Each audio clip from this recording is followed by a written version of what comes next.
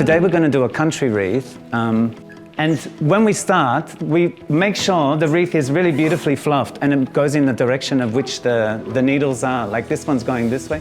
And really make sure you really bring it out and make it look as good as you can from the beginning, because then that'll make it look even better at the end. So spend some time with that. Also make sure the lights are working before you start decorating it, because then you finish it and turn it on and there's nothing. The next thing we do is we put in our branches, and I always start with the biggest ones. And because in the country wreath, I know already a plan in my head how it's going to go. So I want to make like this, like almost a road, if you say, because we've got the big cars and caravans that need somewhere to sit, you know? So I'm going to do a top piece with the branches and then maybe do something like that. So with that in mind, you can sort of start. And when we start, make sure the branches, open them out, you know, the best you can. And then what I do is, with this one, I've only got 6. So I'm going to put them all in the bottom because it's quite big. But then we just go, so I'm going to start here. And first, just sort of make a plan so you can see how it's going, right? So you just plonk them in, actually.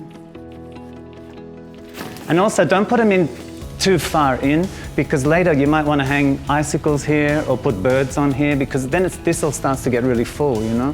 So by doing that, you can also hang your special ornaments out. So with the green, I'm just going to create, again, just to see.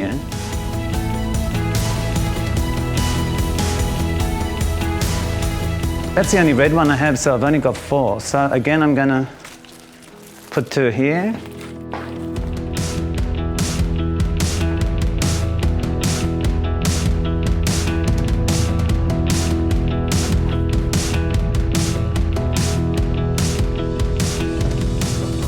Because then I know there's some burgundy ones coming, so I'm going to put them underneath so it's sort of a bit graded, you know?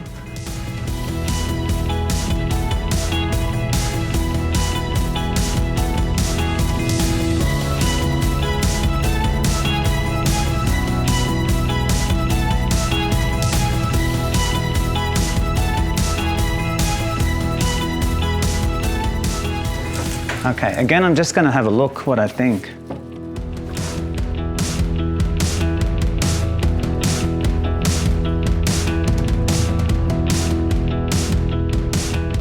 This one we have? Yeah, also 6. 6, okay.